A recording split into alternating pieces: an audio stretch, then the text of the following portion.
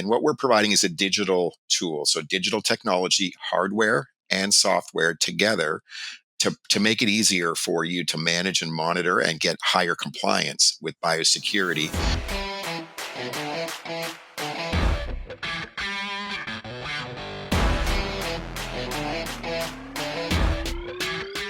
Welcome to the Swine Health Blackbelt Podcast, the latest swine health research digested for you. My name is Dr. Clayton Johnson, and I'm the host of the podcast. Joining me in our podcast studios this week is Rob Hannam. Rob is the CEO of Farm Health Guardian. Rob, thank you so much for taking some time out of your schedule to join us here. If you would, why don't you kick off the podcast with a little introduction for the audience?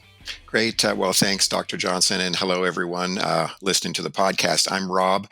Farm Health Guardian is the company, and we're thrilled to be here to talk about our digital biosecurity solution. My background is in agriculture, but I've learned a lot about the swine business since launching Farm Health Guardian in 2020. And we're based in Omaha, Nebraska, and in Guelph, Ontario, in Canada. So both in the Midwest and in Canada. And we're thrilled to be here and like to share a bit more about the customer experience we have using our management solution for biosecurity and some of the new technologies we're launching just this year. Farm Health Guardian is a proven biosecurity software system that helps you improve compliance and reduce disease risk. Why choose Farm Health Guardian? Automate downtime and health status management for large systems. Get biosecurity breach alerts for trucks and trailers. Prevent unauthorized access to your barns with controlled entry technology, and speed up disease investigations with automated traceback reports. Check out what our customers are saying at farmhealthguardian.com. Yeah. Well, Rob, let's talk a little bit about some of your initial technologies when you guys started up back in 2020. When I first got introduced to the company, it was through a mapping software that used geofencing and GPS to kind of track people movements. You want to talk a little bit about, your initial product and service offerings, and then how that's evolved through the years to try and meet the changing needs of helping with biosecurity. Great. Well, the problem we're trying to help solve is one that you and other veterinarians and animal health professionals deal with, and that's disease, spread, disease risk. And biosecurity is the key ingredient, I think, that you and others on listening to the podcast use to manage and reduce that risk. And what we're providing is a digital tool. So digital technology, hardware and software together to make it easier for you to manage and monitor and get higher compliance with biosecurity.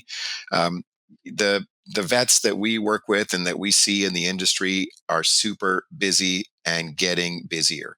There's lots of road time between farms, but it just seems like, all of us in life are getting busier, especially veterinarians, animal health managers, but biosecurity managers.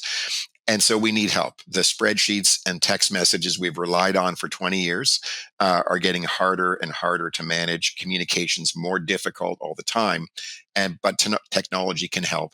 And so that's the impetus of Farm Health Guardian and why we've built this management system to try and, it's an important issue. Improving biosecurity compliance can really help reduce the risk of disease spread. You mentioned hardware and software tools. You want to take us kind of a layer deeper beyond that, Rob? What sort of hardware do I or other folks have? And then how do we connect that with software? And ultimately, how do we use it to help with biosecurity? Yeah, there's three different entry points, I guess, for the software. And so the first is, really a health status management tool, downtime planning tools, and that all works off of our desktop website or our mobile app. So the Farm Health Guardian app, it can be used. It's got downtime planning tools, managing health status of sites within an integrated system.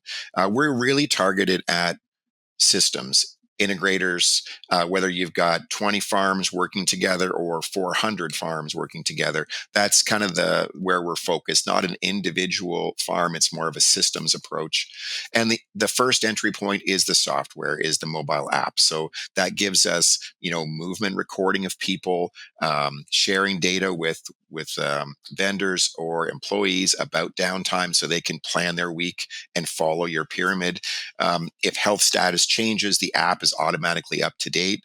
And then messaging, and the messaging tools within the Farm Health Guardian app, provide notifications about disease risks, and that goes, cuts right through the email box. I don't know about your email box; mine is pretty full, but there are animal health specific, notifications that can come to your phone to all the users in your system, and they get, up to dates on when something has changed. So that's the first of entry. So it's software based with an app. Another entry point, which I'd love to talk about, is the transport biosecurity.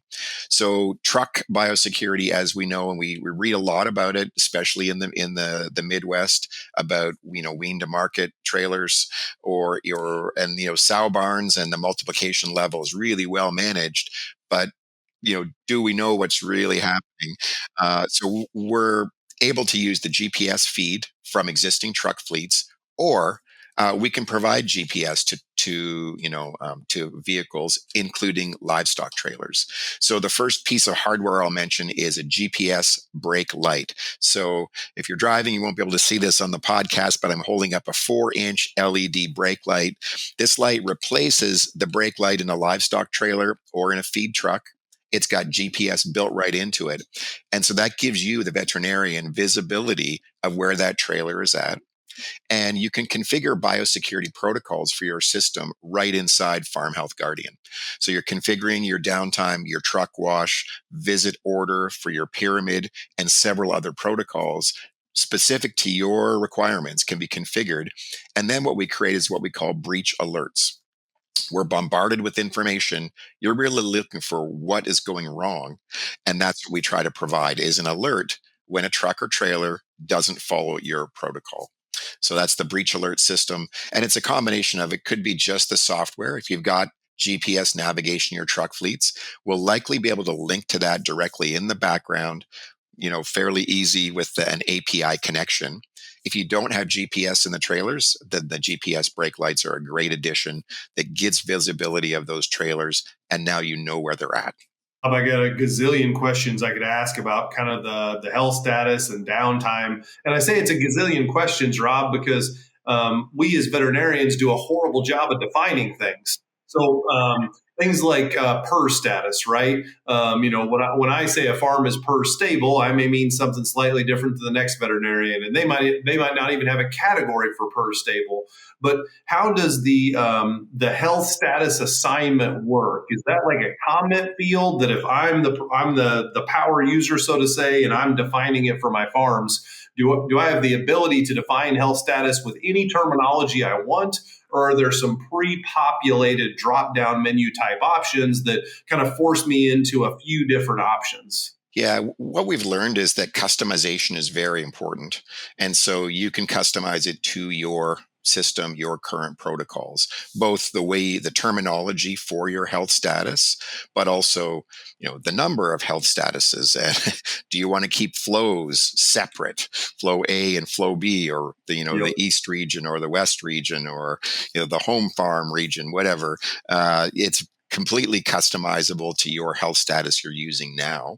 Maybe someday in the future there'll be more standardization, but today we've learned, each system has their own specific requirements, probably for a pretty good reason, and so you get to customize the software. Now, our customer support team helps you do the initial setup, so it's not a heavy lift in terms of timing to get that done, and they can certainly provide advice of other customers and users on the system, but it's customizable. And is there an unlimited amount of attribute fields I can put with the site? So can I put the status for PED and PERS and every disease under the sun, or is there kind of a finite number of attribute fields I can tie to each sow farm or each farm? Well, with software and data, you can expand and keep going and keep going. But what we recommend is sort of coming up with a standard sort of list. Now, recording disease status historically, that's certainly like a data warehouse sort of concept, where you want to record, like, how has that site changed over time, or how has this flow of pigs changed over time, for sure.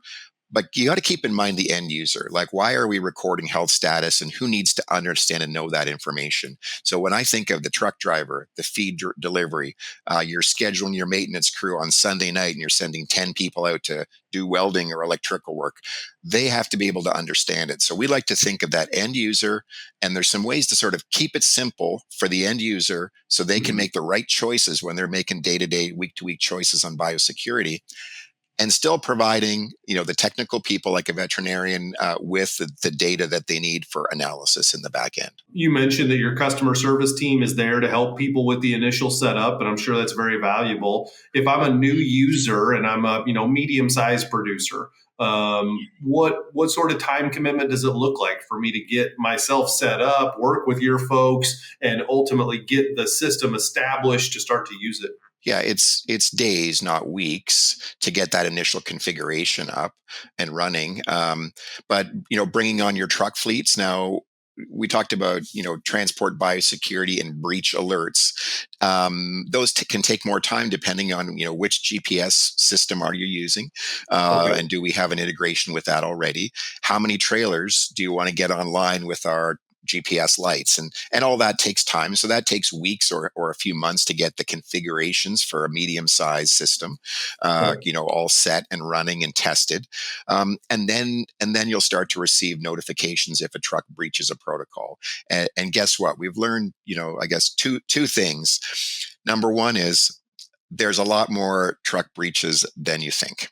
So once you start to measure, we've had some customers, and week one, they had, dozens of breaches that they didn't know would have, within that group of farms. And so now they're measuring. When we look at the percentage of breaches, I would say about 50% of them are related to truck wash. So we've got a protocol, a procedure for truck wash. Everyone knows where the truck washes are. If you go to a health status, farm with a certain health status, you should wash before you go back to the sow barn or the feed mill. And 50% of our breaches are related to that. The truck isn't washed. About 40% of the breaches, interestingly, are around dedicated equipment. So they say, oh no, this trailer stays at this sow barn. It never goes anywhere else. It stays dedicated. Oh, good. So, well, let's just check. And 40% of our breaches are dedicated equipment that shows up where it's not supposed to be. And maybe that was a good business decision on that day, but at least now you're recording how often are we breaching our own protocol. And then about 10% of the time it's related to the pyramid. The truck is going the wrong way on the pyramid.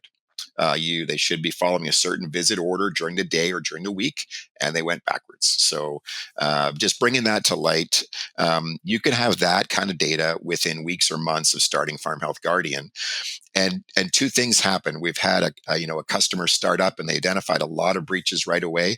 And then over time, through training, and real-time feedback with those drivers, they got their percentage of breaches way down.